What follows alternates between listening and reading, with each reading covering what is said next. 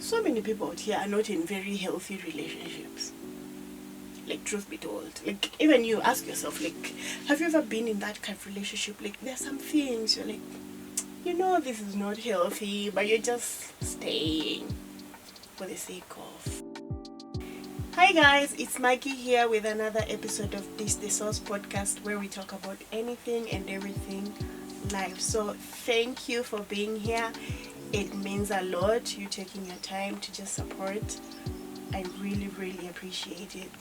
But guys, imagine, this is like the third time I'm shooting this episode. Like, first time something happened, second time the sound just cut off midway, and this is the third time I'm doing this.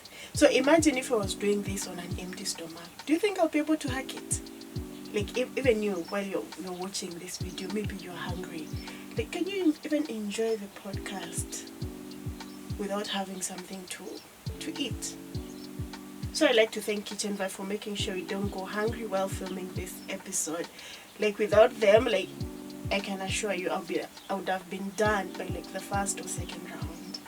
So thanks to our sponsor, Kitchen Vibes. You guys can visit them on social media, on their social media platform. They have like amazing range of snacks. Like, they have samosas, they have chapatis, they have mahamri, kebab. Like, I personally love their samosas and chapati, but you know what? You will definitely find something to get for yourself. Like, don't take my word for it.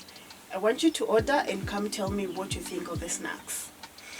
So today's episode, let's get into it, guys.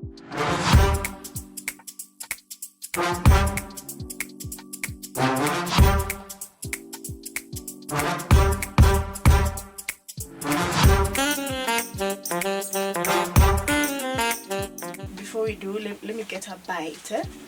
I need to get some energy.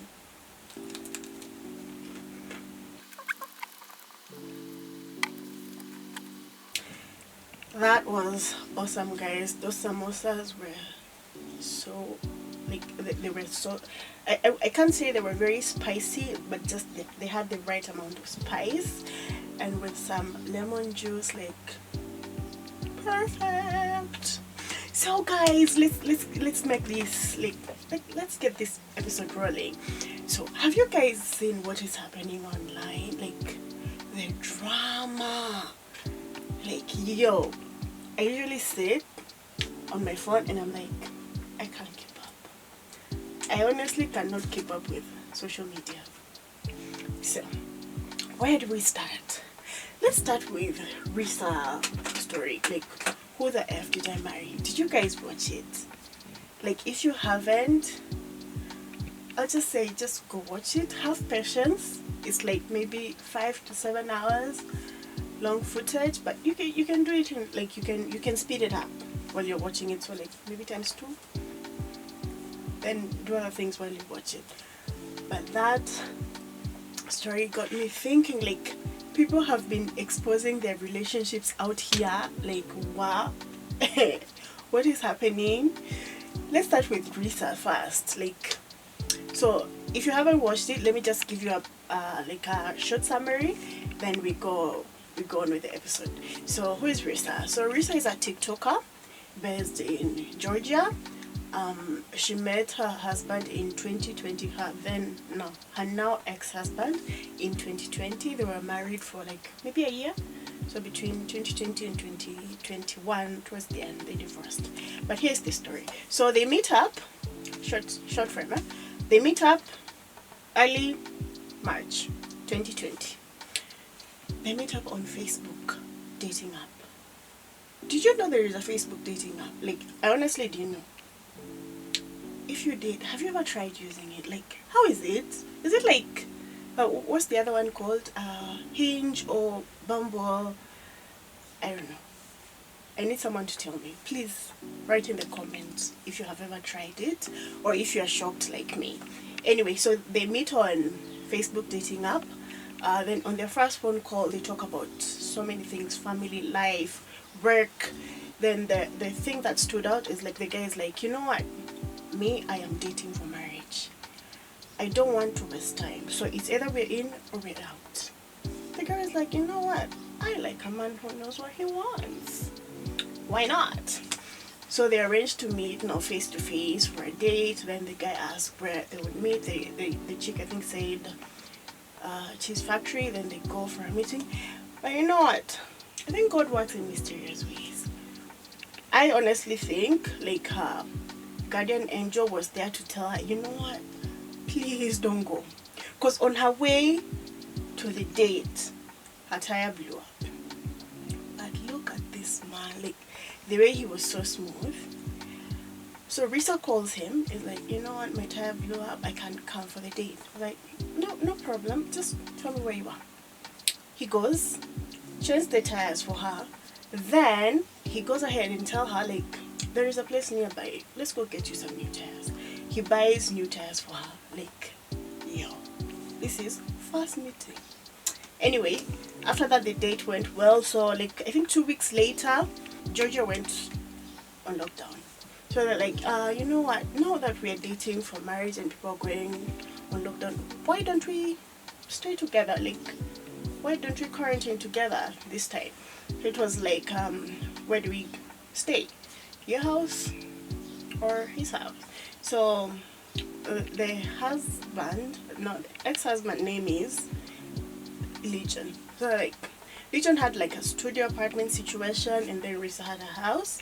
So they're like, no, let's just go with Risa's place. So they move in. They started living together. But like the first few, I don't know if it's months or weeks, like they were very rosy. The guy is like, you know what, you don't need to do anything in the house. I'll do it for you. Like, babe, bring your legs, let me give you a massage. Like, babe, let me cook for you. Like, imagine you get that. Anyway, let's not hope, because this is a very sad story. Anyway, so the guy's like, I think we need to get, like, after the restrictions started loosening up, it's like, you know what, we need to get our family home. Like, remember, they are dating for marriage. I was like, cool. They started looking for houses. But let me tell you, for some reason or another, like they were never able to close any house. Like this guy would come up with excuses every time. And every time he is asked to show proof of like funds, he refuses. Like the level this guy was, I think this guy is a very meticulous planner. Because he would come, like there was a time he came up with a list of furnitures they need to go get. Then they go to Home Depot, get those furnitures, then tells the people at the store, like, you know what, I can't pick them now because they haven't closed on the house, so I'm going to leave them here. And he paid a deposit. I don't know for what, because they were never going to get a house. Anyway, another time he tells her like, so since I've moved into a new city and I have a new job, my company is going to buy me a car. But you know what, let's also get you a car. The chick wanted a Kia. The guy's like, no babe, you're with me, why are you getting a Kia? Like, come on, you're better than that. We're going to get you a BMW X5. They went, shopped, like they tried, like she had to test the car, like go to different dealers. She even got the one she liked. I think it was blue or navy blue, something like that. This guy went ahead like to even tell the guys at the dealer shop, like, I'm going to wire you money tomorrow. He never did. Then calls the lady one day when he's at the office. He's like, you know what, babe, make sure you're in the house early. The car, they're dropping the car today. The car never showed up. Anyway, long story short, at some point she got pregnant with him. Then she got a miscarriage. The guy promised to be there for her, but then the day she was supposed to go for like her procedure, the guy disappeared. He's like, I had a very important meeting, my new boss is in town, and I've actually been promoted to a VC from a regional manager. Guys, if I tell you this story is long, I'm really trying to summarize it for you. Like, this guy was caught in so many lies. One time, he came up with like an envelope. He put an envelope in the house. Then it's like a present. Then it was like an itinerary to travel to London. But there were no plane tickets. I think he was getting off on the excitement. Then the way he proposed to her is just off. He took her to a mall. It's like, pick the ring you like. So she's like, oh, that's so sweet, babe. I like this one. Like, okay, cool. So I'll give you the ring when I'm ready. Like, what do you mean? Like, it's not like you brought me here to get me this ring. Like, so you're not ready, then why are we here? These are the things I was asking in my head. But anyway, they go. So like maybe a few weeks later, he gets the ring. Then he's like, while they were at dinner, he's thrown the ring on the table. He's like, okay, now you'll marry me. Guys, if I tell you there is drama, imagine, like, there is so much of just trying to summarize everything in a very short time for the ones us to move on. But Legion has also come, like, because it's a 50 episode part, so Legion also has, like, did an interview. I think it was like 2 hours or something. He's saying the chick lied. Apparently the chick wanted them to get back together, but she didn't want to do it. I don't know, it's madness. Oh, I forgot one thing. Like, at some point they got married. So when they got married, while they were there at the court, like, so the guy wrote his social security number. So she noted that it's a security number. Then like months later, she gets a new job, and then on her new job they're like, you know what, you need to do a background check on you and your husband. So like, okay, cool. Then she asked the guy for his social security number. The guy writes a number. Then she goes and compares with the other security number, the one she took while they were getting married. Imagine it's not the same. It is a totally different number. Like, it's like she married a different person. Anyway, summary, it seems like the guy used his twin brother's social security number, and then at some point he said there were like 6 siblings, but in reality there were only 3. He said he only had one ex-wife, and the kid of the ex-wife died at some point, but the kid was kicking. Like, yo, you guys should watch it. But anyway, so like after all this, like, because the story trended a lot, like I'm sure you have seen it somewhere.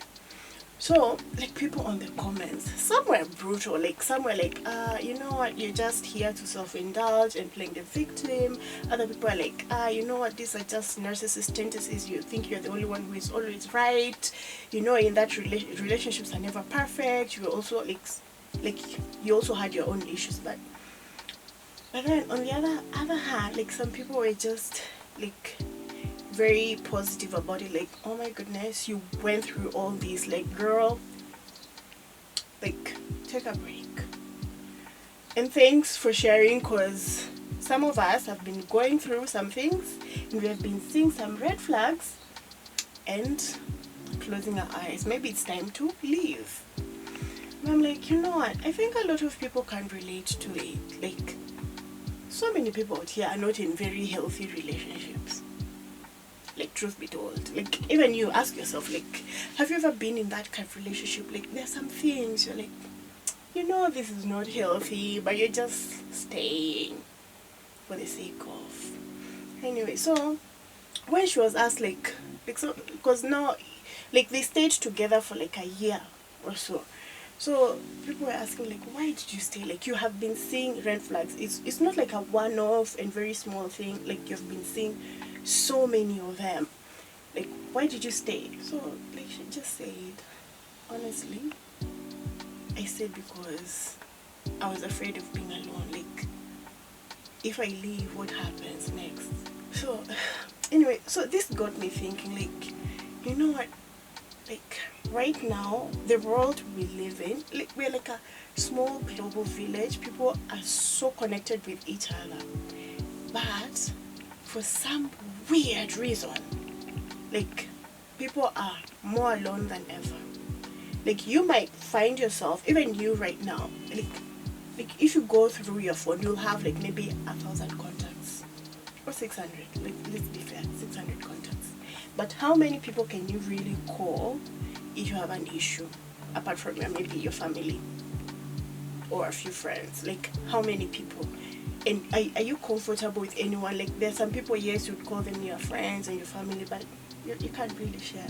So I'm like, I think at this point we have to be very kind with each other and not always judge, because we don't know what people are facing out here. Like, yes, there are honestly some people who share things on social media and you're like, no, you're just tripping. Like, you're doing this, you just self-indulge. Because like imagine this scenario.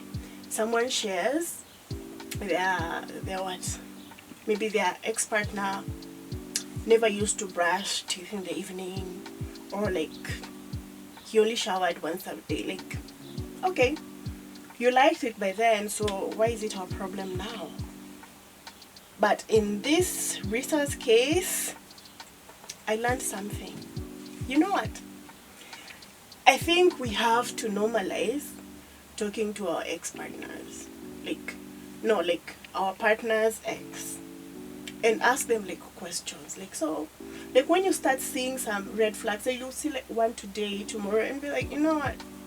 No, let me go through the references. Like this one was with somebody else. So let me see what else is there. Go ask questions like, so like why did you guys break up? Like there's some things like maybe the guy doesn't shower every day or once a day. Or maybe like the guy drinks. Like there's some like I don't know, there's some things maybe you can work on, or maybe if you guys had like maybe different goals, relationship goals, like, so yeah, it didn't work out because of that. So it's something you can change. But there are some things like someone who is abusive, a serial liar, or heavy drinker. No, you cannot change that. You honestly cannot change that unless they decide for themselves they are changing. Yeah, so you better know early so that you can get out while you're still early and save yourself some headache. So Risa's story really resonated with a lot of people. I think that's why it went viral, and maybe she might get a Netflix special. But you know what? Not everyone can get that. But now, on the other hand, what happens if the expose, if we can call that, doesn't give you the positive results or the results you're looking for? So let me read you a story, then we can discuss it. So the title is "My Ex Online Revenge Rant Destroyed My Life." 3 years ago, 6 months after the breakup with my then girlfriend, my friend sent me a screenshot from my ex Facebook page. In the post, she shared my photos and called me an abusive and manipulative partner. She went on to describe an ordeal that happened a year earlier at a club, where she said I verbally and physically abused her after seeing a guy talking to her. When my mother saw the post, she was greatly disappointed with me and couldn't believe that she raised someone abusive, even after seeing how much she suffered at the hands of an abusive partner. On top of that, I worked at a place where they had no tolerance for violence, so when the information reached my then employer, I was immediately fired for misconduct. Sadly, not for anything I did at work, but for what she wrote on Facebook. Things were getting out of hand in my life, so I had to get a lawyer to send her a demand letter to take the post down or get sued for defamation. She has since deleted the post, but my life will never be the same because of her false accusation. I not only lost my well-paying job and had a fight with my mom, but it also led me to struggle with anxiety and depression. I also have some serious trust issues with people in relationships. I don't know if I'll ever get back to normal. It's now been 3 years, but some people who knew me still believe I did what she said I did. You know that saying of like, there are always two sides to every story? So maybe the guy really did it, like really abused her. Or it was just a revenge rant, we can never know. But what I know is, like, in any breakup scenario, there are always two people involved. And these two people who share the same blanket. and read some constitutions together on some nights. Leave those ones alone. Because you never know. You never know what transpired between them. But anyway, for the two of you, like now that you're done with your partner, I think we have to think about, like, when we go online, we also have to look at it like this. Like, you didn't go on that relationship alone, you went with someone. And there was love. Like, it wasn't all bad. I think not always. It was like you guys had something. You were happy with him. You guys had love, and you stayed with that person for some time before you left. So there's some things, yes, it's really mandatory to share. Like, an abuser, please share. Like a serial liar, like this one, please share. But there's some things, like, if they are not really relevant, just leave them alone, because you never know what the court of public opinion will do to that person in their life moving forward. Like, in the case of this guy, like, now his life is changed forever. Like, he will never recover, and he can never go back to where he was because of just that one relationship. But now this is another thing for someone who is sharing. I saw this story and I was like, you know what, I think we all need to be aware of this. So there is this lady who she was, I think, 24. She shared her story. Like, so she had a boyfriend, then they broke up, then she went on social media. On her post, she shared the photos of the guy, and then she talked about how abusive he was and everything that transpired during that time of the relationship. She wanted nothing to do with this man. But you know what that post did for her? It did the opposite of what she wanted it to do.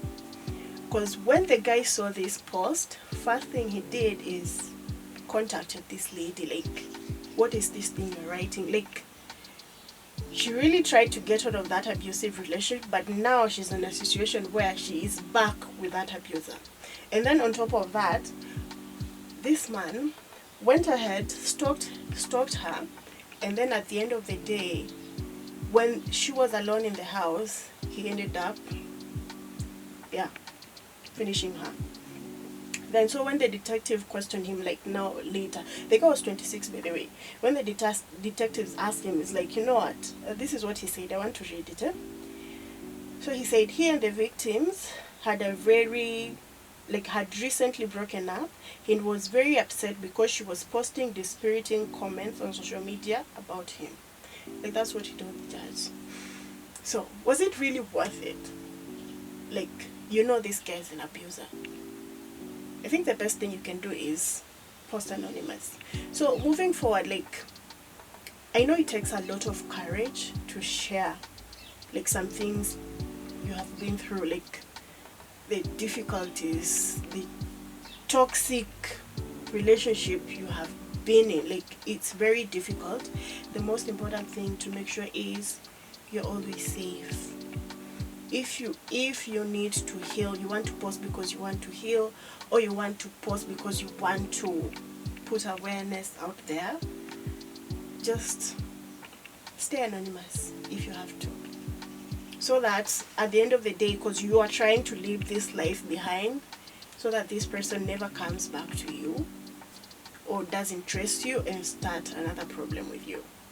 So what do you think, guys? Do you agree with me or not? Have you ever been in a situation where you felt like, you know what, I really need to share with someone out there? They can give me advice on what to do. And if not, maybe you knew someone who was going through a very difficult period and wanted to share, but they have no one to talk to, because not everyone has like a family or friend they can talk to, and they don't want to just post on their social media. Maybe they want somebody else to post for them. Do you know that person, or have you ever been in that situation? So guys, what do you think? Is it really right to post on social media, or it's not?